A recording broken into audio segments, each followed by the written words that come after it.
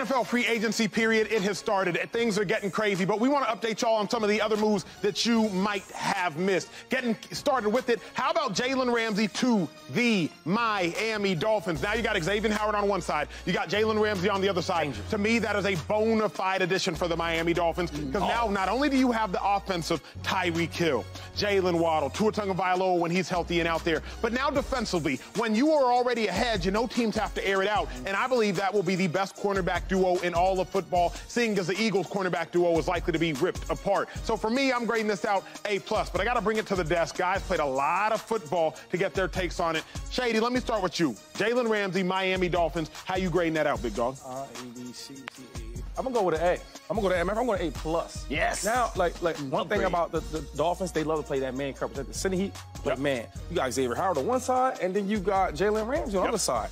I'm going with an A. Beast. Will Blackmon, you played DB a long time. Where you ranking it? Yeah, and I know Jalen since he was 16 years old. I told his dad straight up, I said, your son's going first round. He was 16.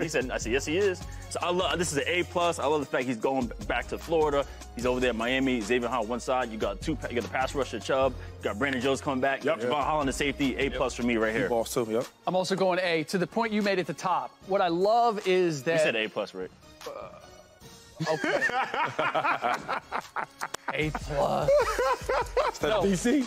What I love is when the structure of a team makes sense on both sides of the ball. Clearly, they are betting on the offensive explosiveness and being able to shut it down when it becomes a passing game in the game. Will, I got to ask you this question, big dog. Where do you rank this cornerback duo in football? I put it at #1 because Darius Slay, he might not stay in Philly. James Bradbury, we know he's leaving Philly more likely than not. I'm sorry, big dog. I'm sorry. It's going to get good for you. It's going to get all right for you. I think this is the best cornerback duo in football. People are going to say, well, Xavier Howard had a bad year. I get that. He was dealing with the lower leg extremity injury the entirety of the year. Jalen Ramsey, his bad years are still your best years, most DBs. Where you put this cornerback duo? Yeah, this is unquestionably the best duo. Potentially could be in NFL history, one of the best duos, just because of the ability. At one point, they were 1A, 1B. Yeah. When they took over, Xavier Howard with his ball skills, and Jalen Ramsey is unique. Like, he might not just be corner. He might end up being safety. Correct. The star play with Vic Fangio, so this is going to be outstanding. I can't wait to see that. Was the point I was making. I said Jalen Ramsey has 7 to 8 great years left at defensive back. I didn't say corner. I said defensive back because with his instincts, with his physicality, with his awareness, you can move him to safety at any point in time, and he will thrive even there at the end of his career. And I would say $20+ million in LA is going to be a little bit different in Miami. A lot different. A lot different. Okay, this was the move that I really loved of all of them. How about defensive tackle Javon Hargrave? 11 sacks as a D tackle going from the Philadelphia Eagles, going all the way to the San Francisco 49ers. Now, I had to break out the tape for this one because this was the one piece on defense that the San Francisco 49ers needed more than any other piece. It was that 3 technique, that player opposite Arik Armstead. That was a piece that they really needed. The one area that they lacked, they now made a weakness a strength. I'm giving that an A. Shady, where you stand on this one? You ever hear of a F+? Is that where you from? Did they do that?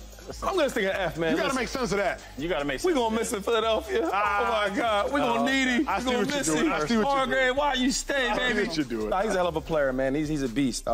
San Fran's going to love him. What was he to that defensive line in Philadelphia? You watched all them games. You know what? I want to say this, to be honest, man. He might not have all the saps, right? But then again, he's the 3 technique.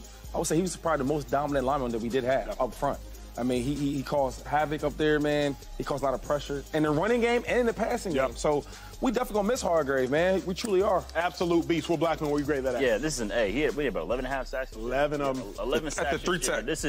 This is massive, and I'm sure Bosa's helping him move into the house right now. As we speak, that's going to be huge. Yeah, this is an outstanding move for the 49ers. Not only that, and they got Steve Wilkes at the D coordinator. Rick, why are you looking at his nose, man? What you I wish I had that report card when I was a kid, man. Hey. I didn't, man. Once I got a scholarship, I stopped going to class. Don't do that, kids. Don't do that, kids. Do as I say, not as I do. Where are you ranking this one? I'm giving it a B, and I'm being a little sober here simply because it feels like an embarrassment of riches. I'm not questioning Hargrave and the impact or the need for it, but you guys know that when you spend a certain amount of money on one side of the ball, it compromises your ability to upgrade on the other side of the ball. And the 49ers defense, even with guys getting kicked out of the club were pretty damn good last year. Yeah. And the question is going to be, can their offense carry their weight? Well, to that point, Mike McGlinchey, their starting right tackle, he just signed a $50 million guaranteed deal with the Denver Broncos. Right. So Slick is hitting the nail on the head there. What the Niners gained defensively, it might cost them retroactively offensively. But speaking about gaining things on offense, we got to cut to this one. Y'all saw what happened with the Bears more than likely.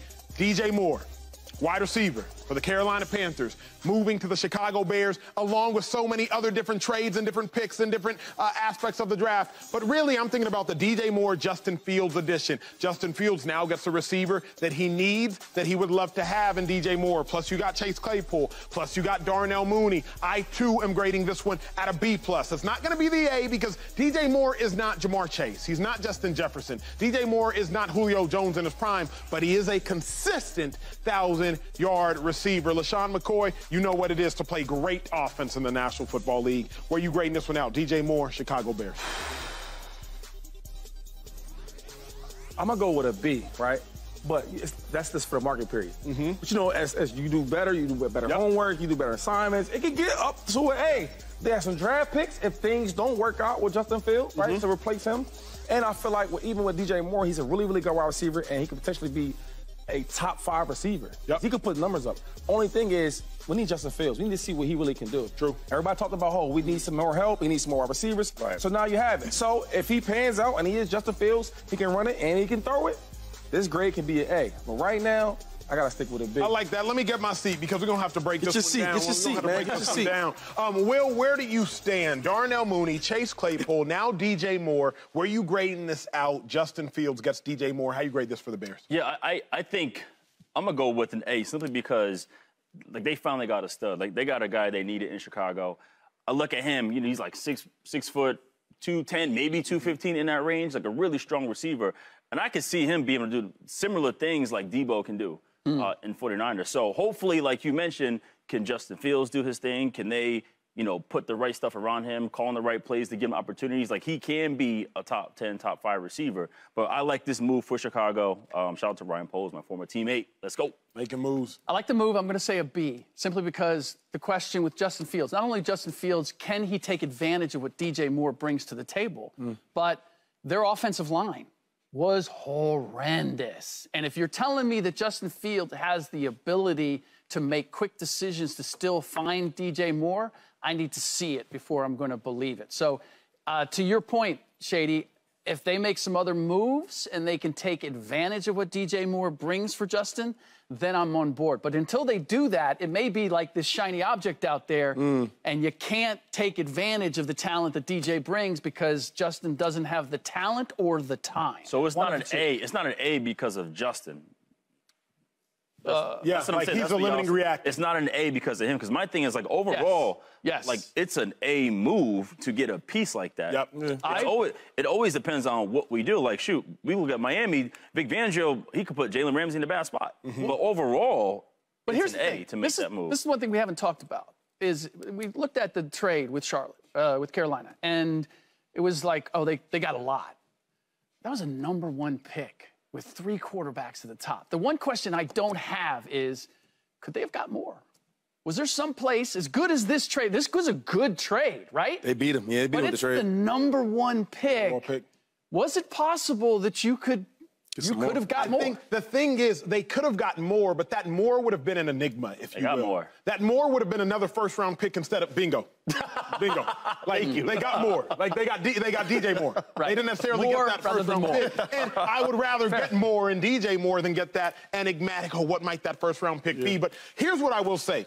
What I want to see the Chicago Bears do now, go out and draft Bijan Robinson, that running back out of Texas. Yeah, he's nice. And I'll break this down for Bears fans, but really the NFL fans at large. The zone read offense, which the Bears do so incredibly well, what it primarily does is it gives the offense one extra blocker on a defender. Not a literal blocker, but as soon as you run that zone read and you are optioning that defensive end or optioning that linebacker, you are taking up an extra player by nature of that option. But now when you have a quarterback like Justin Fields, who is hard to tackle one-on-one, you just gained another defender. When you got a running back like Bijan Robinson out of Texas, who was hard to tackle one-on-one, you just occupied another defender. So by running that zone read, which the Bears do so incredibly well, if you get a running back who can make a man miss and you got a quarterback who can make a man miss, then that Chicago Bears offense could have Bijan Robinson, Justin Fields, Darnell Mooney, Chase Claypool, D.J Moore. Say what you want about this bad offensive line. Shady said this weeks ago, and I adhere to it. If you lead the entire National Football League in rushing yards, the O-line can't be that bad. And the second thing is, the best thing for a bad O-line is a decisive quarterback. The best way to make the quarterback decisive, get receivers open quickly. I think a lot is going right for the Chicago Bears. Like Will said, shout out to his old teammate, general manager, Ryan Poles. Subscribe here to get the latest from Speak, and go watch a few segments from our other shows on FS1.